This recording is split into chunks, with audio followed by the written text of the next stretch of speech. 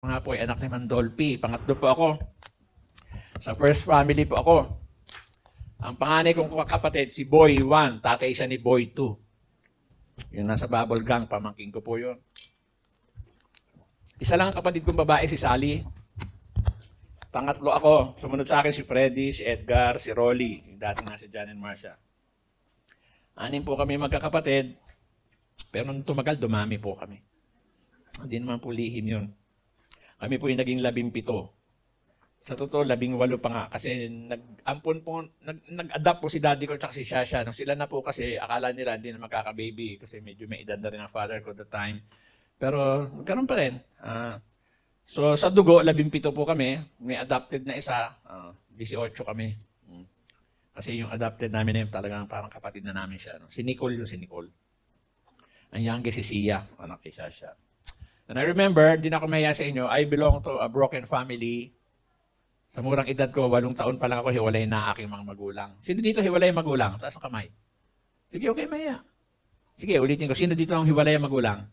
Oh, yan. Sige, okay, mahiya. Okay lang yan. Kasi may mga bagay talaga pinahintulutan ng Lord. Pero sabi nga, mahiwalay na tayo sa lahat ng bagay. Wag lang tayo mahiwalay sa Diyos. Amen? Amen? Ako po, 8 taon. Nung bata po ako, gusto ko po talagang ipagyabang sa inyo to. Ako po, very close ako sa nanay ko. Ang daddy ko laging nagsiselos yun. Naalala ko yung hanggang ngayon. Bata pa ako, lagi ko nadidinig sa tatay ko yun. Sabi, ikaw pa naman ang junior ko. Kasi mami ko yun pagka nasa kusina ang nanay ko, sigurado nasa kusina din ako. Alalay ako ng nanay ko dahil love ko sobra ang mami ko. Kaya ako rin naging witness kung ba't sila maaga naghiwalay. Kasi alam niyo, pag nag-away na ang mami at daddy ko, takbo na kagad ako, nakahawak na ako sa hita ng nanay ko. Walang magawa, kundi umiyak lang ng umiyak. Mami ko, naku, laging may mga black and blue. Tapos one morning, nakita ko po ang mami ko kasi magdamag sila nag-away. Nakita ko mami ko tumatakbo, may daladalang gunting. Mahilig man na yung nanay ko yung singer sewing machine na gano'n. No? May gunting yun na malalaki, yung itim pa nga yung gunting . Nung tumatakbo nanay ko, dala yung gunting, hinabol ko, nagkandado ng pinto. Siyempre kahit bata ako, inisip ko may gagawin ng mami ko. Kasi magdamag sila nag-aaway . Tapos nung tinatawag ko, mami, umiyak ako. Wala, hindi na sumasagot. Puro iyak na lang ng nanay ko, nadidinig ko. Siyempre, takot ako. Eksakto, dumating ang tatay ko. Bumaradang ganyan yung kotse sa garahe. Galing siya sa shooting . Takbo kagad ako sa tatay ko. Sabi ko, Dad, nakita ko si mami. Tumakbo doon sa kwarto niyo. May dalang gunting, nagkandado. Siyempre, natakot ang tatay ko. Binuhat ako ng tatay ko. Punta kami doon sa kwarto. Pinwersa ng tatay ko yung pinto. Hanggang sa nabuksan niya. Nung mabuksan na, ayun na, sila yung nagpang-agaw na, nagpambuno na doon sa gunting na dala ng nanay ko. Malaking babae po, mami ko. Malaking babae, nanay ko. Habang sila yung nagpapambuno, nag-aagawan, nagka-trauma din po ako, bata ako. 8 taon ako, nagka-trauma po ako, gawa po ng, kaya ako po kasi yung bata na nakatayo doon sa pagitan ng nanay at ng tatay ko. No? Iyak na nakatingala habang sila yung nag-aagawan. Kaya ako nagka-trauma, alam niyo po yung gunting na yun, kitang-kita ko po ganyan, pumayod na ganito sa kamay ng mami kong ganon. Lumabas yung laman ng mami ko dito . Ako po yung bata doon sa pagitan ng nanay at tatay ko. Ako po yung bata na tinatapunan ng dugo ng nanay ko. Ang dami kong dugo ng mami ko. Iyak nang nakatingala. Tapos yung gunting pumasok sa katawan ng nanay ko. Tinakbo namin ng mami ko sa ospital. Pero nung gumaling na mami ko, di na po siya nakatiis talagang. Tuluyan na po siya dumaya sa bahay namin. Pero sobra ko nga labang mami ko, hindi ko po iniwan ng nanay ko. Yung 5 kapatid ko, naiwan po lahat sa tatay ko. Ako lang po mag-isa kasama ng nanay ko. Dumalabas kami ng bahay, magkahawa kami ganyan. Hindi ko pa kalimutan yun. Iyak kami ng iyak pareho. Hindi namin alam kung saan kami pupunta. Nadala ko po ang nanay ko. Ang bahay po ni Dolphin, unang-unang nabili ng tatay ko, bahay sa La Loma. Doon po sa lugar na yun, 2 karasada ang pagitan sa bahay namin. May squatter area po doon. Marami akong kaibigan bata na tiga-squatter. Doon ako lagi nakikipaglaro. Doon ako sinusundo ng nanay ko kapag hapon na. Kaya sa paglalakad namin ng nanay ko, di ko namamalayan. Doon ko po nadala ang nanay ko. Doon sa squatter area na yan. At di ko namamalayan, doon na kami nakatira ng nanay ko sa isang maliit lang na kwarto. Isang papag lang na halos kasya lang kami ng nanay ko. Sabi ng mga nakatira doon, pag naalala ko nag-uusap, hindi ba asawa ni Dolphy yan? O, sabi yung bata anak yun, sabi, bakit dito nakatira? Ang ganda-ganda ng bagong bahay ni Dolphy dyan. Dolphin na po tatay ko, every morning po, kasi doon po sa lugar ng squatter area na yun, nakikita ko nagkakagulo yung mga bata pag umaga. Yung pala doon binabaksak yung mga parindan dyaryo, mga periodiko. E di umangkat din ako. Nangangatok ng mga bahay-bahay. Para may pangkain lang kami ni mami ko. Ang mami ko po kasi artista rin po yun. Sa totoo lang, unang artista ang mami ko sa daddy ko. Ang father ko kasi magaling pong dancer yun eh. Mananayaw po ang tatay ko. Pero mami ko artista na. Nakatuklas sa nanay ko si Manuel Conde, si Juan Tamad. Sabi ko, mami, gusto ko makatulong sa'yo. Sabi ko, punta tayo sa kilala mo mga producer. Sabi mo, mag-artista din ako. Siguro, simpatya o awa ng mga nakakakilala sa nanay ko dahil balita naman na naghiwalay sila ng daddy ko. Kinuha po ako. Marami pong production ko mo sa akin. Kabi-kabila ang offer sa akin ng pelikula. Na-bless kami ng nanay ko. Nakalipat kami ng apartment, up and down. Nakapundar ng gamit, nakabili ng sasakyan. Bata pa ako. Bless kami ng mami ko. Pero nung time na kumikita na ako ng sarili ko, ako po, aminin ko siya. That time naman, ako po, lumalaki po akong rebelde sa daddy ko. Nagalit po ako sa father ko that time kasi ibang hindi man niya kami hanapin ni mami ko. Kumusta na yung mag-ina ko, kumakain pa kaya o buhay pa kaya sila, di ba? Pero in fairness naman kay Dolphy, mabait talaga ang tatay ko. Kahit sila hiwalay ni mami ko, yan, walang tigil yun. Talagang halos linggo-linggo nagpapadala ng pera sa amin ni mami ko. Ay para sa akin, di naman yung pera ng tatay ko ang kailangan ko. Ang hinahanap ko yung kalinga ng magulang ko. Yung pong kailangan ng mga anak, kalinga ng magulang. May pera na ako, dumami naman ng barkada ko. Kasi pag may pera ka, madami kang barkada. Tama? Tama ba yun? Kalabitin mo yung katabi mo, tanong mo kung may pera siya. Di ba? Wala kang pera, ayoko sa'yo, di ba? Kasi pag may pera ka, dumami barkada ko, dyan ako napasok sa lahat ng klase ng bisyo, sigarilyo, alak, sugat, drugs, babae, lahat ng kasalanan sa akin po. Sabi ko nga noon, mapatawad pa kaya ako ng Panginoon Diyos. Sa dami ng kasalanan ng nagawa ko, pero God is so good. Dahil sabi ng Lord, kasimple naman daw ng dugo ang kasalanan natin, kaya niyang paputi ito na parang yelong niebe. Amen? Grabe, hindi po ba sa drugs ang ginagamit ko? Yung uso kayo na shabu? Grabe. Nakita ko yan ang pinakamasamang droga na uso, shabu. Talaga eh. Satanas talaga eh. Ang daming winasak na buhay, shabu. Kabataan, di lang kabataan, pati mga lolo, gumagamit eh. Pero sa akin po, bago na uso yung shabu, kami po, ang original, una kaming gumagamit, ang ginagamit ko po droga, heroin po. Opyo po. May paggawaan sa Pilipinas ng heroin, si Lim Seng. Siya po yung Chinese na kauna-una ang pinapiring squad ni Presidente Marcos. Pwede nyo i-research yan. Nung una, bibili ako. Sabi nung binibili ako, bago ka ba? Sabi nung katabi, alagaan mo yan, anak ni Dolphy yan. Pulbos po yun eh. Ang tawag nila sa heroin, ogoy. Pulbos yun eh. Sabi niya, bumili ka muna ng Yossi. Tapos tanggalan mo ng konting tabako yung dulo, kargahan mo ng pulbos na isang balot, sindihan mo, pwede na. Ganun ang ginawa ko. Bumili na Yossi, kinarga, hinitit. Wow. Grabe, nung una ko subukan, isang hitit pa lang, sumusuka po ako. Minsan, nagblablanko, ganun katapang yung gamot. Pero tumagal, nasanay ako, lumakas ang dosage ko. Sa isang araw, kaya ko umubos na hanggang 30 balot, kayang-kaya ko ikarga sa sigarilyo, 30. Pero parang mahina na. Pagbili ko, sabi ko, ba't gano'n? Sandali na lang ang tama sa Yossi. Sabi sa akin, gusto mo masarap, malakas. Sabi ko, paano ba malakas niyan? Yan ay pulbo. Sabi, diretso singutin mo sa ilong. Hindi ganun. Siningot ko naman. Wow. Grabe. No, sa ilong ko na ginagamit. Grabe, tapang. Pero natakot po ako, mga kapatid.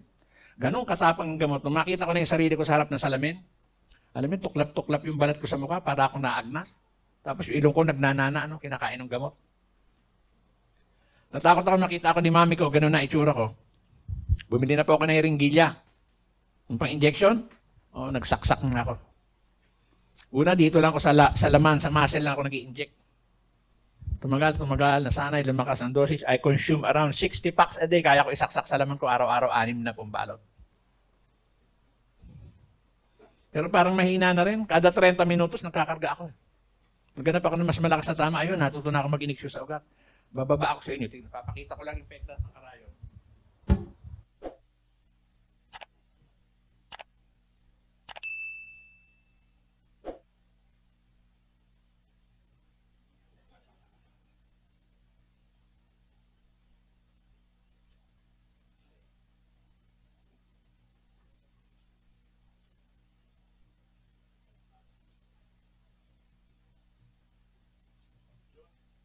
Pabayaan ko na yung trabaho ko, nag-drugs na nag-drugs.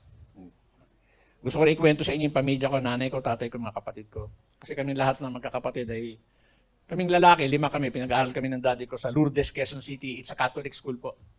Si Sally sa Santa Isabel po sa Catholic school. Ibig ko sabihin, kaming lahat ay pinalaki ng tatay ko mga Katoliko. Lahat po naman tayo Katoliko, di po ba? Sino po Katoliko? Taas ang kamay. Dating Katoliko, aminin, taas ang kamay. Oh. Naririto po ako, hindi pa naman para sabihin na magpalit tayo ng relihiyon. Dalangin ko lang kay Lord, nawa po lahat po tayo, magkaroon po tayo ng tamang relasyon sa ating Panginoon Diyos. Alam niyo mga kapatid, hindi po tayo maliligtas ng relihiyon. Relasyon lang sa Panginoon Diyos ang tanging makapagliligtas sa tao. Kasi kami every Sunday, alam mo po, ang daddy ko po hindi nagtatrabaho si Dolphy ng linggo. Na akalaan sa pamilya niya, yung daddy ko po first thing in the morning of Sunday, we go to church. Sinisimba kami noon bago kami ipapasyal, ipanood na sine, pamili ng damit. Simba muna. Ako rin, naging pala simba pa ako.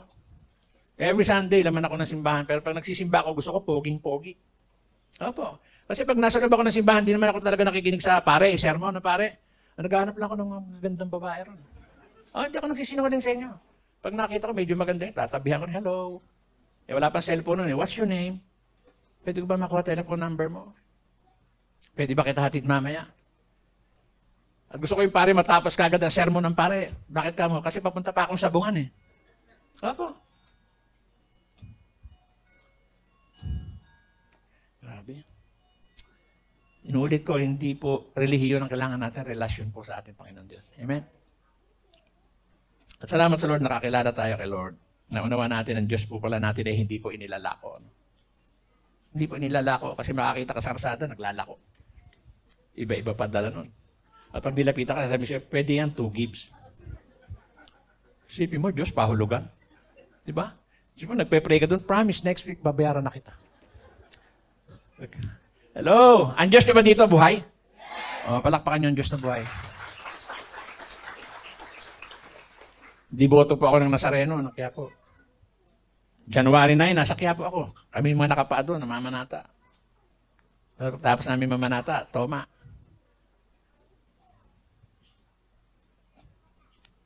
Ako yung anak ni Dolphy, 1980, nalagay po sa mga pahayagan.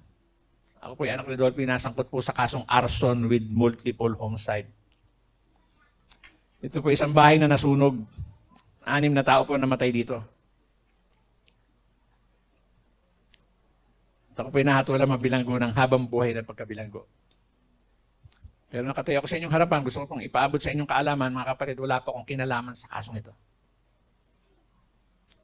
Madali po akong naisangkot sa kasong ito kasi ang image ko po isang drug addict po. Dinala ako sa Muntinlupa. Pero nung papunta ng Muntinlupa, nakaposas po ako eh. Nakasakay sa BJMP. Habang tumatakbo yung sasakyan, unti-unti naman, sa isip ko lang, sinusumbatan ko, Lord. Sinasabi ko, ako yung nagro-rosaryo, ako yung nagsisimba, ako yung namamanata. Sabi ko, kung talagang Diyos ka, sabi ko, alam mong wala akong kinalaman sa kasong ito.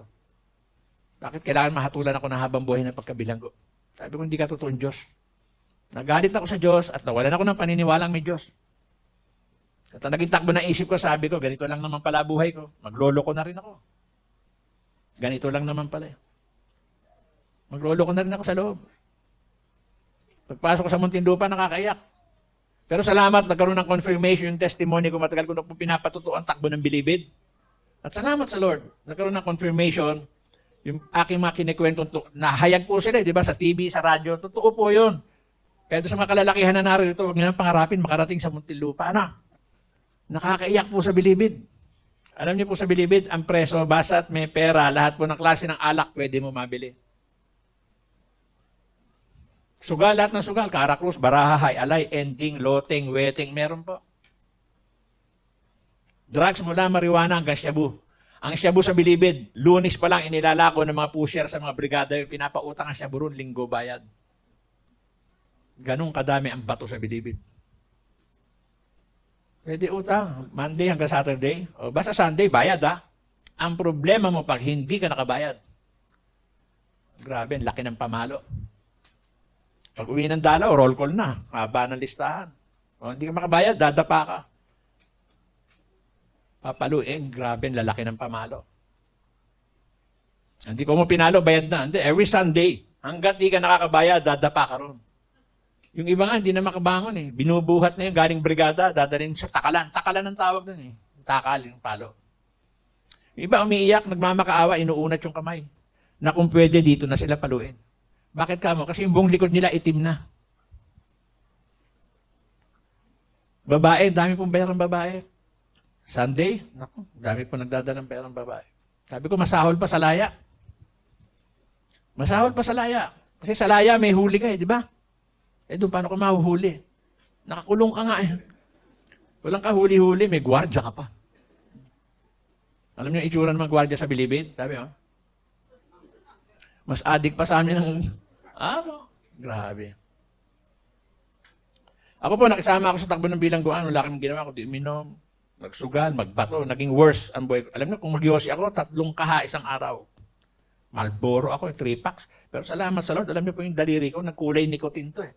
Pero salamat sa Lord, binalik ng Lord yung kulay. Amen? At ako po, nabulol po ako sa shabu, hindi na ako maintindihan ng tatay ko magsalita. Pag dumadalaw, nagagalit, sabi, ba't kanya ka magsalita? Pinakain mo na yung letra. Pero salamat sa Lord, nandito ako. Nagpapatotoo po, ipinapahayag po ang kabutihan ng Panginoon Diyos. Amen? Grabe, ang ginawa ng shabu sa akin. No? Alam niyo ba yung bato? Naranasan ko sa shabu. Ako po, 2 linggo pong hindi natutulog. Grabe yung shabu. Ang tao nga, kahit anong lasing, hindi na makalakad sa kalasingan, higupin mo, 2 higop lang. Ano, wala lasing. Ako po, 2 linggo, hindi na nga ako makalakad sa totoo lang, kasi hindi naman ako kumakain. Hindi ka makakain sa bato eh. Meron ako biskuit, skyflakes. Eh kaso, ang pinakain ko, gin. Kaya sisirain ang katawan mo. Hindi na ako makalakad, nanginginig ang tuhod. Pero isip ko, buhay na buhay. Ang pinakatulog ko doon, masandala ko ng kapiraso, makapikit ng konti, pagdilat na mato, batak, toma, yosi, inom, sugal. Pero nung dumating sa punto ng buhay ko, napagod ako. Mapagod ako. Isa lang pumasok sa isip ko. Meron akong Diyos na pwedeng lapitan. Umiyak po ako. Sabi ko, Panginoon, sorry po kung nawalan po ako ng paniniwala sa inyo. Sorry po. Hindi ko na po kaya. Tulungan mo po ako, Panginoon. Alisin mo po ako sa bisyo ko na ito. Palayain mo na po ako, Panginoon. Maawa po kayo sa mga anak ko. Kasi nung makakulo ako, yung aking bunso, 4 na buwan pa lang eh. Kasi alam niyo, ang Lord, ang laman ng puso ng bawat isa sa atin. Sabi nga, ultimo buhok natin bilang na ating Panginoon Diyos. Amen? Then sa haba ng panahon, pray and praise. Isang araw, sinagot ako ng Panginoon Diyos through television po. Iba-iba po ang way ng Lord eh. Itong hapon na ito, pamamaraan ng Diyos sa buhay ng bawat isang narito to. Amen? Kasi ako may black and white na television, meron akong maliit na kwarto, kubol ang tawag sa kwarto, kubol. Isang araw, pagbangon ko, ewan ko, may ginagawa ako eh. Tapos binuksan ko lang yung TV habang tuloy lang sa ginagawa. Pagtingin ko sa TV, nakita ko po doon si Brother Eddie Villanueva po ng JIL. Nangangaral po siya eh. Tapos habang may ginagawa, parang isulat po sa TV, parang yung lahat na sinasabi niya, parang ako. Sabi ko, sino kaya nag-chismis ng buhay ko sa kanya, di ba? Kasi parang kilala niya ako. Tapos naalala ko yung sinabi niya, hindi mahalaga sa tao ang relihiyon, ang dapat sa tao magkaroon ng tamang relasyon sa Panginoon. Sabi ko, parang ako yun. Yung pangalawang sinabi niya, hindi ko makakalimutan. Kayong gustong tumanggap sa Panginoon Diyos, sumunod kayo sa aking maikling panalangin, pumikit kayo at magtaas ng kamay, sumunod sa panalangin ko. Alam niyo mga kapatid, that was March 3 of 1994. Ako ay pumikit, nagtaas ng kamay, sumunod sa panalangin. After ng prayers na yun, meron akong naramdaman na hindi ko po kaya ipaliwanag sa inyo. Pero naramdaman ko ng mga oras na iniyakap po ako natin Panginoon Diyos. At isa lamang po natatandaan ko, mga kapatid, na ang lahat po ng kasalanan ko po pinatawad po ng ating Panginoon Diyos po. Ang bait po ng Panginoon. Salamat talaga sa...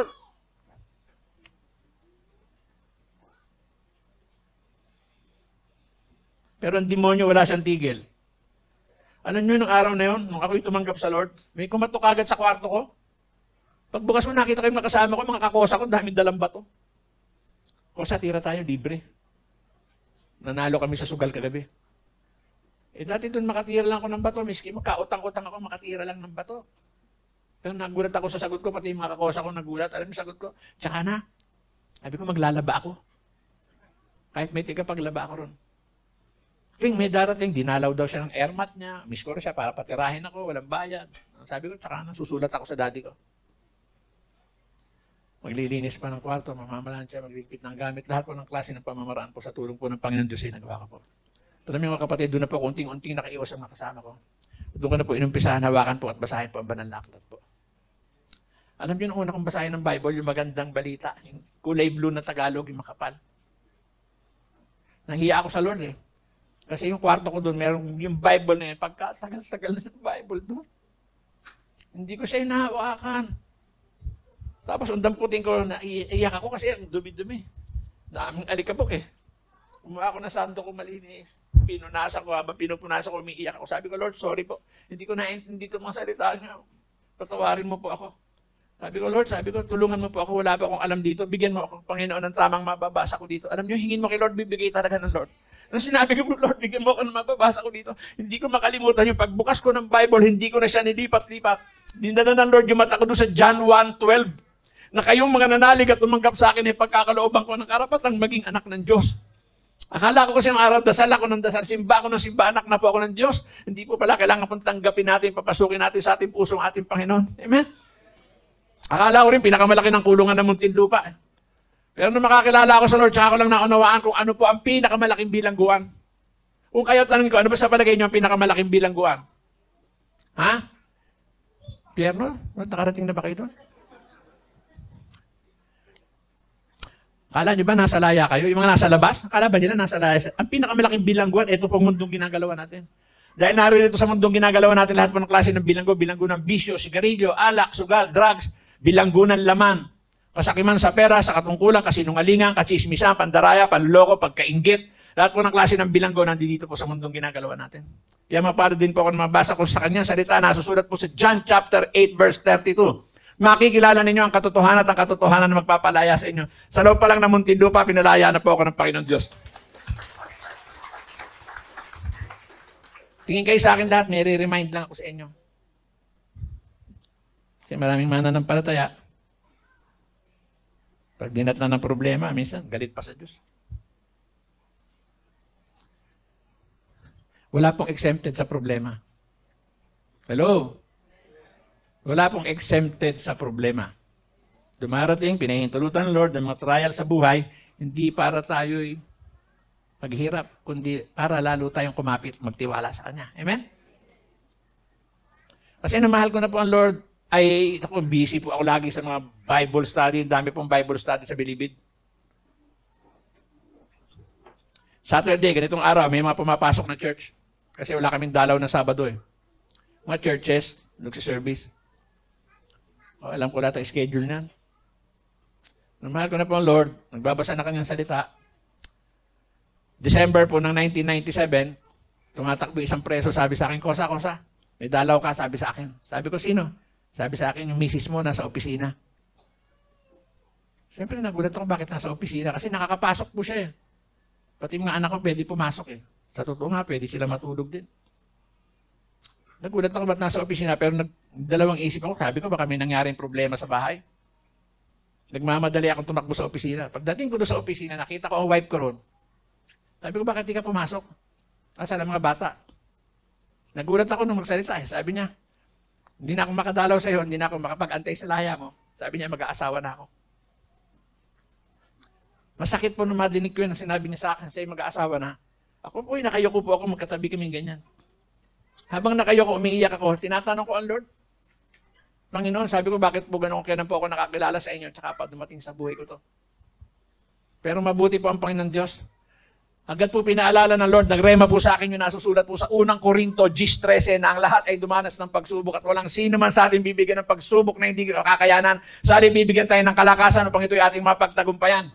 Nagrema din po sa akin at pinaalala ng Lord yung nasusulat po sa James, Santiago chapter 1 verse 2 hanggang 4 na magalak kayong lubos kung may dumating sa inyo sari-saring pagsubok sapagkat susubukin ko kayo upang lalong maging matatag inyong pananampalataya at ganoon inyong mapagtagumpayan kayong magiging ganap at walang kakulangan. Alam niyo, masakit mo po. Pagtingin ko sa asawa kong ganyan, para akong nahibas-basan eh. Sabi ko, sige kako, saka maging maayos, huwag mo na lang ako pabayaan ng mga anak ko. Ang naiiyak ako doon sa panganay ko, anak na lalaki. Kasi nga, mag-asawa yung mami niya, siya na po ang tumayong nanay at tatay doon sa mga bata, mga kapatid niya. Siyempre, nakakulong naman ako. Buti naman, kahit pa paano. Alam niyo, nagtayo ako ng karinderya doon eh. Nagluluto ako ng mga ulam-ulam para pagdating ng anak ko, may napapauwi akong pera. Tuwing dadalaw yung anak ko na yun, panganay ko na yun. Kasi nung mga panahon na yun, dumadalaw yung anak ko, graduating po siya eh. Nagsusumbong. Sabi niya, Daddy, alam mo ba si Mami may kinakasamang pulis? Ako naman, kahit nadidinig ko, kunyari nagbibisi-bisihan ako. Kaya hindi ko pinapansin yung sumbong na anak. Magaling basketball player yun, anak ko magaling po mag-basketball. Malaking bata. Kaya tuwing dadalawin ako noon, bago yun umuwi, sigurado yun, 100% yung bago umuwi yun, maglalaro yun. Eh, magka-size kami ng paa. Daddy, pera mo rubber. Tapos tawagin ko na yung makakosa ko. Kosa, laruin yung bata. Ingatan nyo. Nung nagsasapatos yung anak ko gano'n, grabe po. Nagpapalit ng rubber. Pagtingin ko, eksakto yung tingin ko gano'n, may nahulog, nakita ko, nahulog yung balisong. Nahulog na gano'n, galing sa medyas ng anak yung balisong. Siyempre, natural, nagalit ako.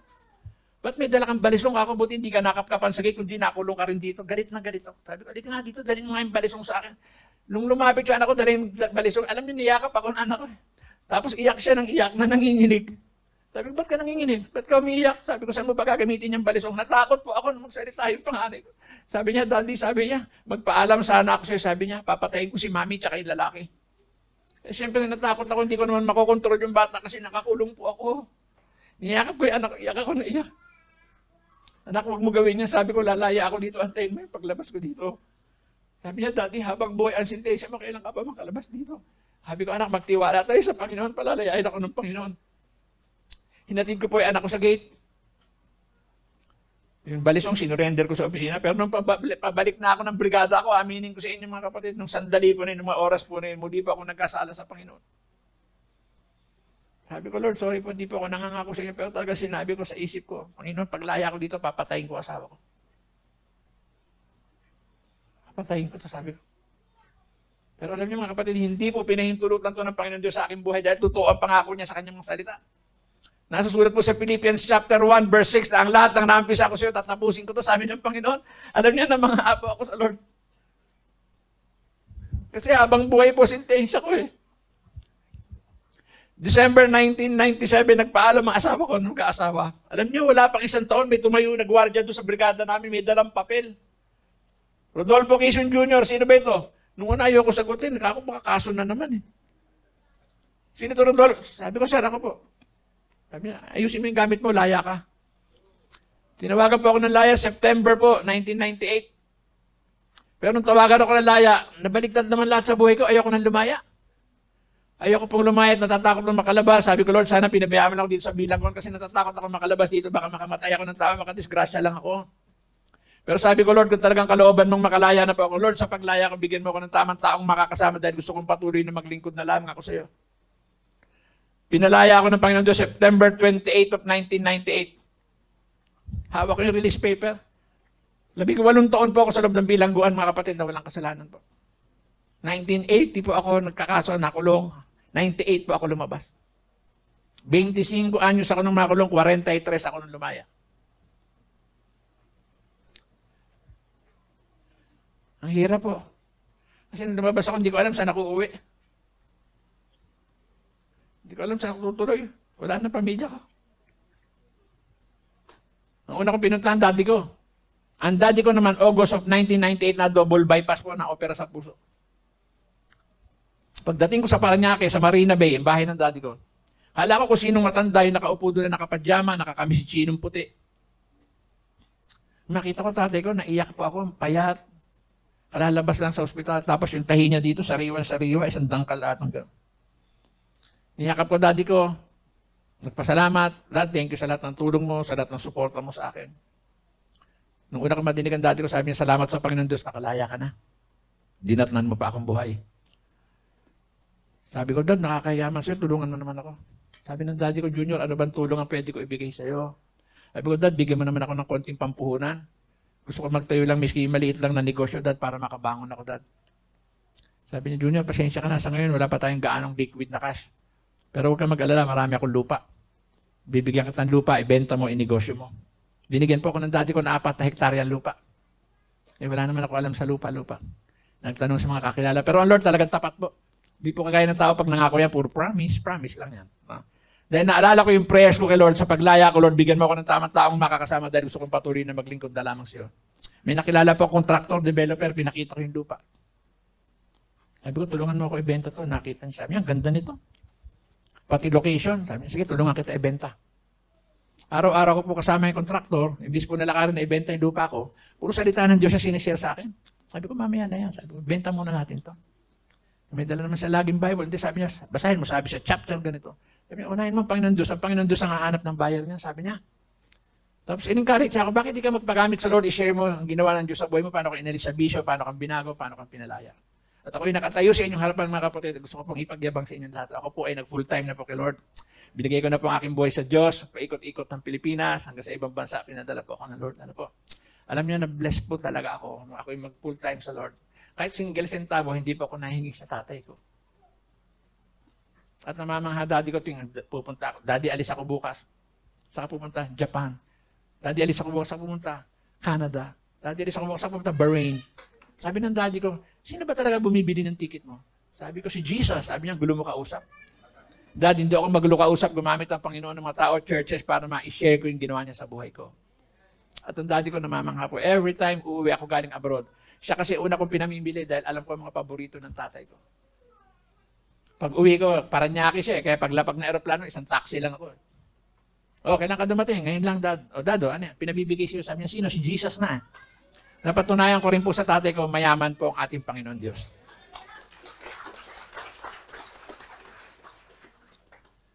Gusto ko na ikwento sa inyo, Daddy ko. Nanyayahan po ako sa isang gawain sa Jade Valley Restaurant sa Timog. Alam niyo ba, pagdating ko doon, ang daddy ko naman nagtay-taping ng Home Alone Dariles sa ABS, na which is malapit doon sa Timog. Ewan ko ba naman, bigla akong kinuha yung cellphone ko. Pinindot ko, Daddy. Sumagot yung driver. Sabi niya, Kuya, ano yun? Sabi ko, si Daddy, anong ginagawa? Kausapin ko, binigay sa tatay ko. Sabi ng daddy ko, break time kami. Dad, sabi ko, anong oras ang break time mo dyan? Ngayon na, 7 ka ako, pwede ka pumunta rito.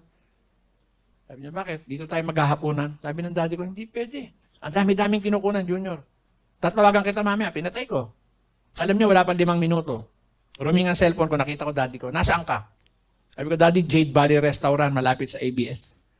Nagulat ako, sabi, sige, entay mo, darating ako. Hindi ko pa in-expect yung kasi huwag lang kami magtampo sa tatay ko, oo lang siya ng oo. Pero eksakto po alas 7, nakita ko po ang tatay ko sa pintuan ng Jade Valley Restaurant. Kinakalabit ako ng katabi ko. Sabi niya, Daddy mo, ayun no? Nakita ko tatay ko, naka all white. Pati sombrero, puti. Tinatawag niya ako, pero galit na galit, sabi niya. At siyempre, paglapit ko, sabi niya, ano ba ito? Sabi mo maghahaponan, oh Daddy, maghahaponan natin. Kasi libo po tao eh. Daddy, gawain ng Panginoon, di inakay ko na siya, papasok din na po siya, nakaiwasan po. Alam niyo po, ang may programa po talaga ng buhay natin ng Panginoon Diyos po. Pagpupupag ko po ng tatay ko sa unahan, may babae pumanik ko, kinuha yung mikropono, sabi ng babae, ngayon po madidinig po natin ang testimony ni Brother Dolphy Jr. And when I was sharing my testimony habang nagpapatuto ako, nakita ko po daddy ko sa unahan, iyak ang tatay ko. Lalo nung nabanggit kong nasangkot ako sa isang kaso kasi nung mangyari po yung sunog na yun, magkasama po kami ng daddy ko sa bahay niya. Birthday po ng unang apong babae ng daddy ko. Alam ng daddy ko, wala akong kinalaman sa kaso ito. Kaya iyak ang daddy ko. Hindi na po siya nakapigil. Lumayo ang tatay ko, tumakbo sa akin sa unahan ng daddy ko. Niyakap niya ako. Ang una ko nadinig na sinabi niya, anak, sabi niya, isama mo na lahat ng kapatid mo dito. At doon sa gawain ng mga kapatid, kitang-kita ko po, daddy ko, 2 kamay po nakataas sa tatay ko, tinanggap po niya ang ating Panginoon Diyos po. Totoo yung promise ng Lord sa Acts chapter 16, verse 31, sumampalataya kayo, kayo maliligtas pati ang inyong buong sambahayan. After my father, sunod-sunod na po mga kapatid ko, si Sally, si Freddy, si Edgar, si Ronnie, lahat po sila kumilala, tumanggap po sa ating Panginoon Diyos. So, in-encourage ko po ang bawat isa sa inyo.